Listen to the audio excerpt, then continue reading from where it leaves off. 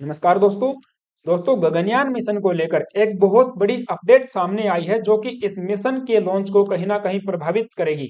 एक ऐसी टेक्नोलॉजी है जिसकी हेल्प से environmental control and life supporting system तैयार किया जाना है and it is very very crucial element for the space missions. लेकिन ये टेक्नोलॉजी अभी तक भारत के पास में नहीं है और बड़ी खबर ये है कि no country is willing to share it to India. इसके लिए इसरो के चेयरमैन साहब ने कहा कि भारत अब इंडिजिनियसली इस टेक्नोलॉजी को डेवलप करेगा। चलिए देखते हैं प्रोग्रेस रिपोर्ट क्या है, कब तक गगनयान मिशन को लॉन्च किया जा सकता है और क्यों दूसरी स्पेस एजेंसीज भारत के साथ इस टेक्नोलॉजी को शेयर करना नहीं चाहती। गगनयान मिशन के बारे में बात करें तो ये भारत का पहला ह्यूमन स्पेस फ्लाइट मिशन है जिसके अंतर्गत 3 एस्ट्रोनॉट्स को स्पेस में भेजा जाएगा 400 किलोमीटर की डिस्टेंस पे और ये 3 दिन का मिशन रहेगा। इसके बाद एस्ट्रोनॉट्स को वापस पृथ्वी पे उतारा जाएगा। शुरुआती दिनों में इस मिशन की लॉन्च डेट दिसंबर 2021 रखी गई थी।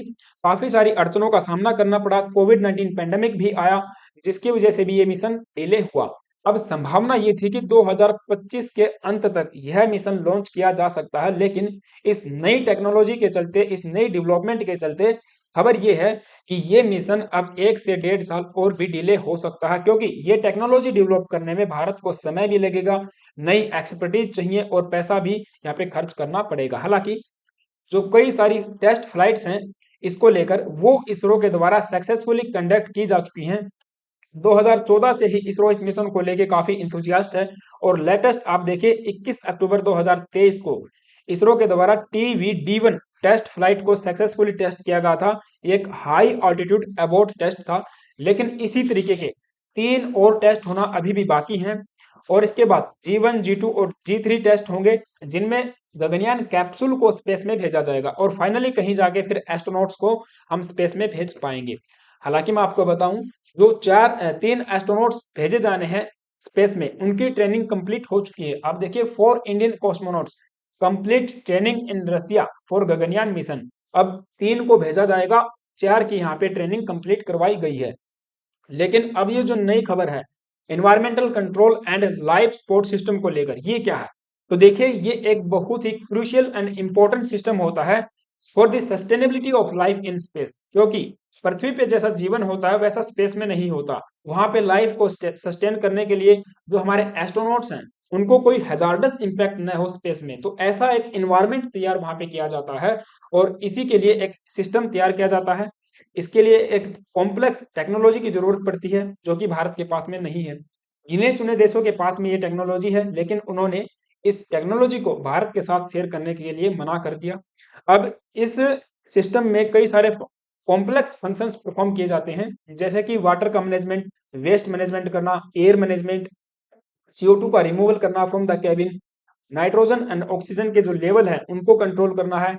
अगर यूरिन किया जाता है एस्ट्रोनॉट्स के द्वारा तो उसको रिकवर करके यानी कि उसको प्रोसेस करके फिर से पोर्टेबल वाटर में बनाना, तो वेस्ट का मैनेजमेंट करना, तो ये इसमें कई सारे काम इसके अंतर्गत किए जाते हैं और एक ऐसा इन्वायरमेंट तैयार किया जाता है जो कि सस्टेनेबल हो, जैसा कि पृथ्वी पे हम जीवन देखते हैं वैसा ही हो। तो हमारे जो एस्ट्रोनॉट्स हैं वो स्पेस में अच्छे से रह पाएंगे और जो भी स्पेस एक्सप्लोरेशन मिशन है उनको कर पाएंगे।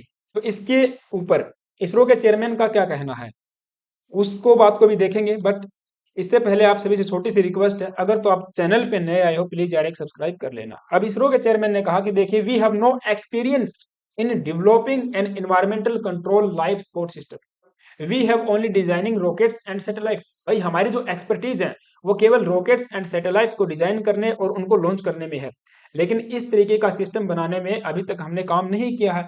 हमको तो लगता था कि ये जो नॉलेज है हमको दूसरे देशों से मिल जाएगी, but unfortunately after so much discussions nobody is willing to give it to us. कोई भी हमको ये कहने को तैयार नहीं हुआ, काफी एक्सटेंसिव डिस्कशन भी हुआ। सो इसीलिए खबर हम क्या पढ़ते हैं कि ISRO to develop indigenous this system after failing to get it from the other countries. अब क्योंकि चेयरमैन साहब ने बताया कि मिशन का सबसे जो इंपॉर्टेंट और क्रूशियल पार्ट होता है वो रॉकेट होता है, उसमें हमारी एक्सपर्टीज है, हमने जी जान लगा के अच्छे ढंग से रॉकेट को बना लिया है जो लॉन्च करने वाला है। इस तरीके से जो हमारा कैप्सूल है, जो मॉड्यूल है, वो भी हमने तैयार कर लिया, क्योंकि एक हाई रिस्क होता है फेलर का। अगर रॉकेट फेल होगा तो पूरा मिशन ही फेल हो जाएगा। तो इसीलिए हमने सारी एक्सपर्टीज कहाँ पे लगा दी, रॉकेट को बनाने में। और ये जो टेक्नोलॉजी है लाइफ सपोर्टिंग सिस्टम वाली, ये हमें लगता था कि बाहर के देशों से मिल जाएगी, क्योंकि इसरो चाहता है हमारे जो एस्ट्रोनॉट्स हैं वे सेफ रहें और हेल्दी रहें in the space. So, despite extensive discussions, no country was willing to share this critical technology required for the environmental control and life supporting system. तो इसीलिए अब भारत क्या करेगा, इसको खुद से बनाएगा। We are going to develop it in India using the knowledge जो हमारे पास में है, जो इंडस्ट्री कैपेबिलिटीज हमारे पास में है, उनका हम इस्तेमाल करेंगे। अब देखिए, ऐसा नहीं है कि बहुत सारे देशों के पास में ये टेक्नोलॉजी है, केवल गिने चुने देश हैं जैसे कि रशिया, चाइना और यूएस।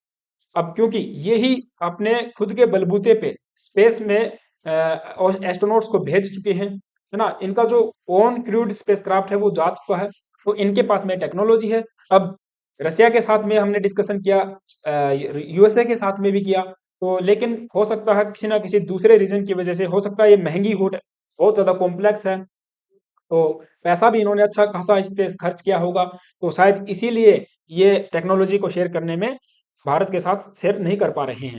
हालांकि मैं आपको बताऊं, जो रसिया की ही एक सब्सिडरी है, रशियन फर्म है, रोस्कोसमोस की सब्सिडरी है जवेजा करके, उनके द्वारा ही इंडियन एस्ट्रोनॉट के लिए स्पेस सूट तैयार किया जा रहा है। ये खबर आप देखिए, 2020 की ये खबर है, और ट्वीट करके भी इन्होंने इसकी जानकारी दी थी। लेकिन अब ये जो टेक्नोलॉजी भारत खुद से बनाएगा, ये कहीं ना कहीं आत्मनिर्भर भारत में भी योगदान देने वाली है। हमारे इंडस्ट्रीज को भी इससे फायदा होगा, हमारे जो वैज्ञानिक हैं उनको कुछ ना कुछ नया भी सीखने को मिलेगा। तो ये बहुत बढ़िया कदम हम कह सकते हैं भारत के लिए है, अगर हम लोग इसमें आत्मनिर्भर हो जाते हैं। राइट। तो कल को दूसरे जो एजेंसीज हैं वे भी भारत से इस टेक्नोलॉजी को लेंगे, तो हम अपनी एक्सपर्टीज को शेयर कर पाएंगे। हो सकता है उससे कहीं ना कहीं फाइनेंशियल बेनिफिट भी भारत की इसरो को हो। ठीक है, तो ये न्यूज थी। आई होप कि आपको चीजें समझ में आई होंगी। आपका क्या ओपिनियन है इस बात के ऊपर, please let me know in the comment box में जरूर बताना। और हाँ यार, अगर आप चैनल पे नए आए हो तो प्लीज यार एक सब्सक्राइब करके ही जाना। Thank you guys, have a nice day.